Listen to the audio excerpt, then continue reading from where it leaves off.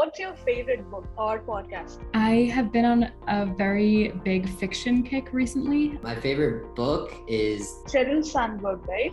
I would probably say Shoe Dog by Phil Knight. And do you have any favorite podcast? Favorite podcast is 7 Minutes by Clyde Dennis. What's your favorite book or podcast? My favorite book, gosh, I am a big fan of William Faulkner. So I've read almost every book he's written. And of his books, I would say The Sound and the Fury may be my favorite, or As I Lay Dying. So that's kind of on the fiction side. Nonfiction, I really like Contagious. So I know I've been trash talking business books, but if I'm going to read a business book, it's one of these two, okay? Contagious by Jonah Berger. And it's basically like, why do ideas catch on? Like, what is unique about an idea that makes them spread? Love that book.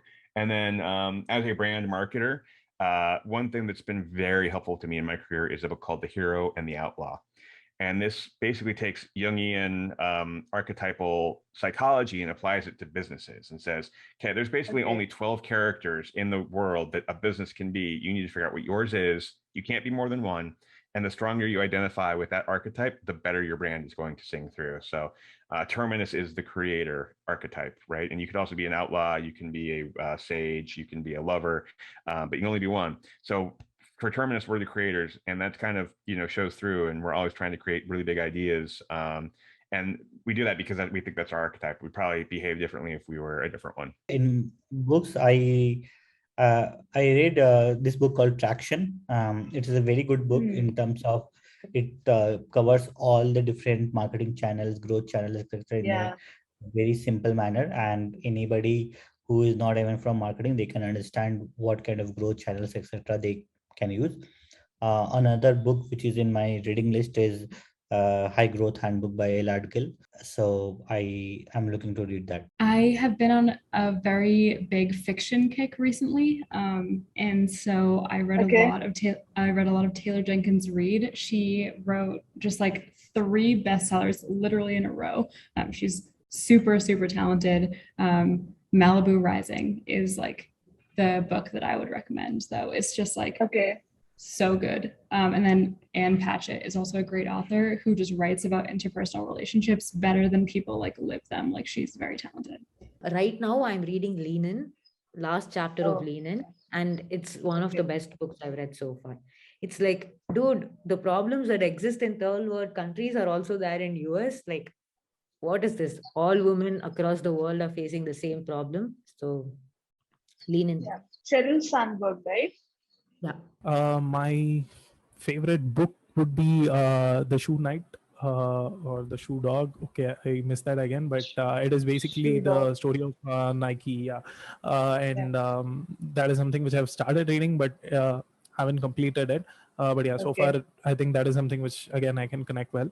And I follow Naval quite a lot, Naval Ravikant, and that is something I'm still figuring out basically how exactly your goal should be, instead of designation, salary, money, and all those stuff. It's about living a life. That is what your goal should be. And I like some of his thoughts, and it's in the early stages, but yeah. In terms of books, there's a couple of great books. There's the SaaS Sales Blueprint from Jacco van der Koop.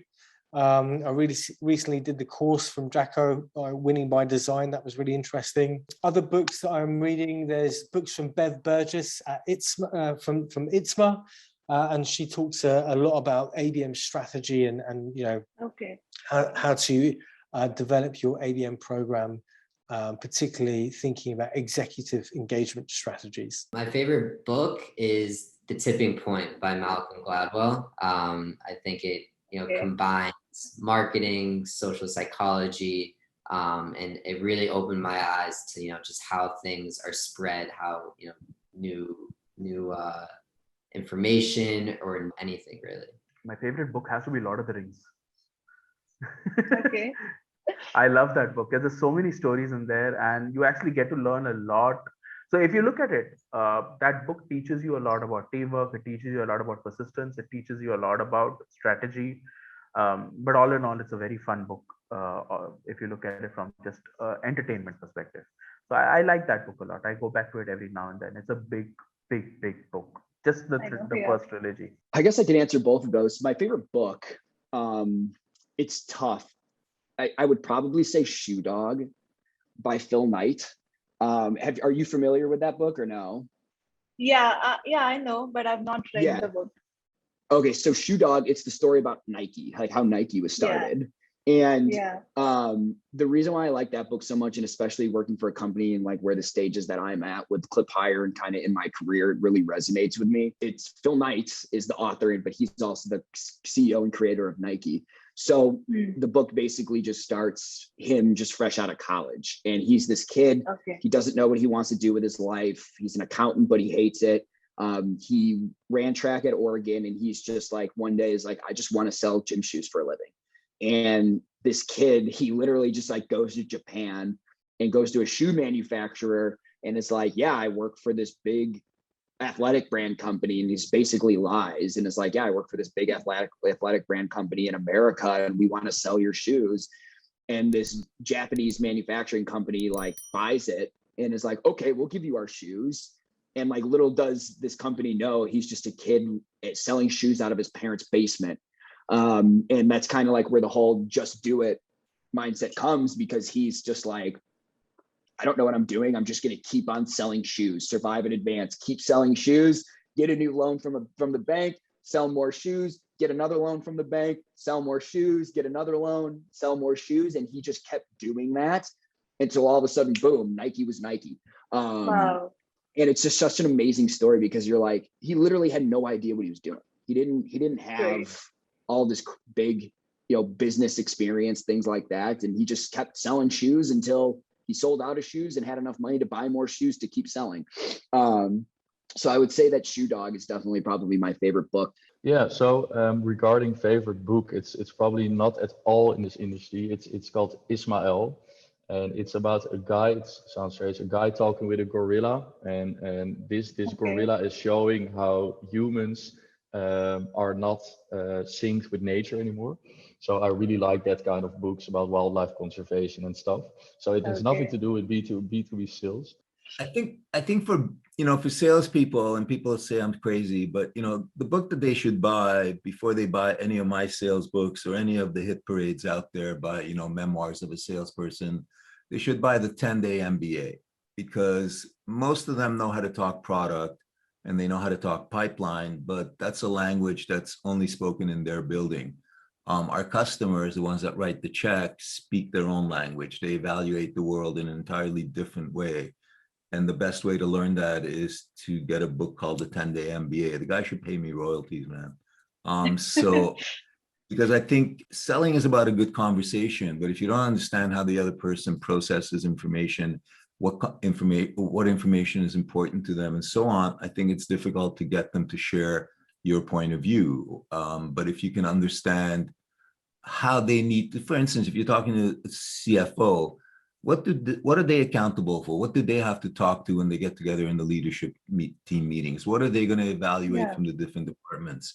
And if you can't speak to that, then you're always going to be some distance away from having a genuine conversation. But if you can pick up as little as just so you can ask them the right question about how something will impact their business, not your product, but their business, you'll see that they respond to you differently, because all of a sudden they do realize that you have an understanding of what they were thinking about in traffic that morning on the way to work. This book, I remember reading, this was way back in 12 years or 15 years back, and I remember reading this book. I love reading autobiographies because, like I said, it's stories. I love stories from people. I love reading about what struggles they went through and what made them. So the first one, so there's no order of priority, but the first one is called Desert Flower by Varis Deri.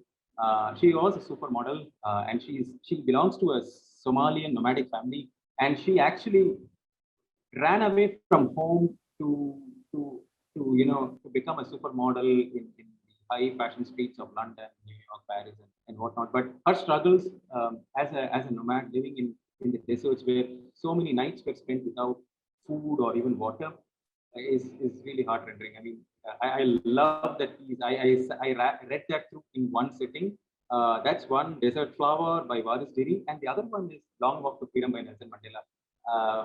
the time of his struggle from his early days as a lawyer and the time that he spent at Robben Island, 27 years in prison, and then coming back to win the African national elections and becoming the president and being awarded the Nobel Peace Prize along with F.W. de Klerk was I think these are masterpieces. You cannot not read these books. I mean, you have to at least read this once. Long Walk to Freedom, I think I read at least twice. But it's deep. It actually builds character. It builds discipline. Nelson Mandela was a long distance runner as well. He used to love running long distances as well. But yeah, these are absolute pieces. I don't read a lot of the modern books like about writing or anything. I think some of these earlier pieces today's children are missing. We should definitely give them a chance to read some of these classics. And do you have any favorite podcasts? Oh, favorite podcasts? No, I don't listen to a whole lot of podcasts. I like Flip My Funnel a lot.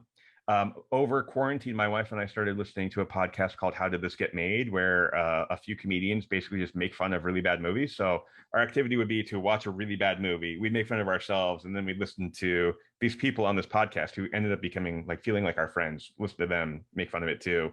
And that was our quarantine activity. But we don't listen to too many podcasts. I've started listening to Prof. G from, he's a marketing professor from New York University. I've just started listening to his podcasts and they are brilliant. But the very nice thing that I'm realizing about podcasts, Sanjana, it actually increases my attention span, because even when I'm doing a lot of things, I have to concentrate to what I'm listening to. And it's a subject that I relate to or I identify with.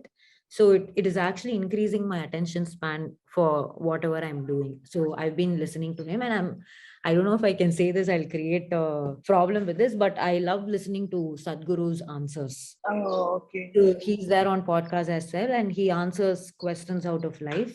I really like those are insightful, actually. Yeah. Favorite podcast is 7 Minutes by Clyde Dennis.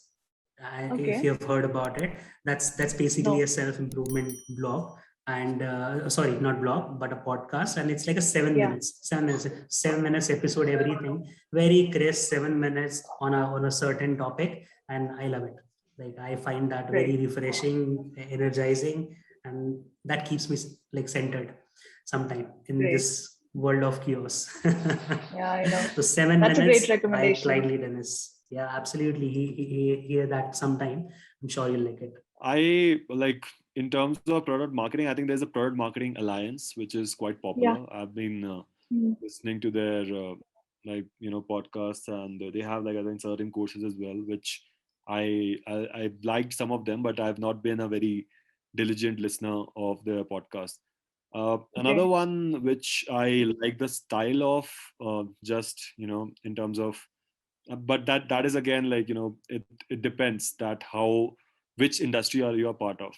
So if you're a B2B SaaS marketer, then I think there are very few podcasts. In terms of other podcasts specifically on product marketing, I've not heard a lot apart from the Product Marketing Alliance, but there are these different podcasts that I like, which have some flavor of it.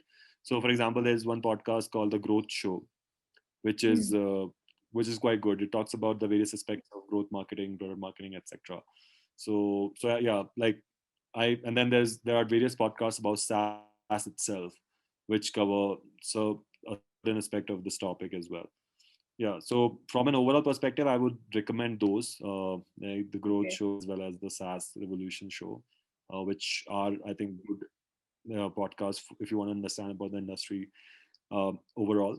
But for specifically product marketing, let's hope that All About B2B Marketing becomes one of the platforms for people to come and listen to, so that they can gain knowledge about this. Definitely. So I don't really read many books, to be honest with you, but I would say my favorite podcast is State of Demand Gen from Refine Labs as well. They always have incredible guests, and the content's always really good. I'll have to say my favorite, well, there's two great podcasts that I follow. One is the podcast from the team at Gong, and they talk about a lot of different topics related to sales and marketing, but sales acceleration strategy, and really on the marketing side, again, let's talk the M series, because that's where we get insights from peers in the industry about ABM? My favorite podcast, I would probably say, is so I'm really big on like Bitcoin and like cryptocurrencies and things like that.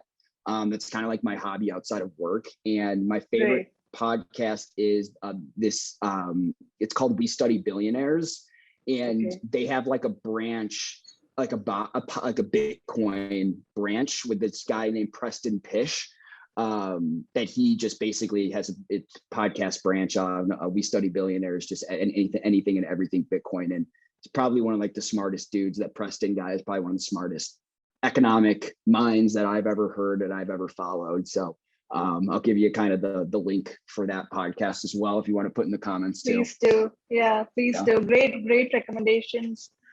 My favorite podcast. Actually, there's a new podcast that I've been listening to. Is run by a friend of mine in Dubai. It's called Karama Sutra. It talks about small businesses or businesses that have been the heart of the Dubai work culture, so to speak.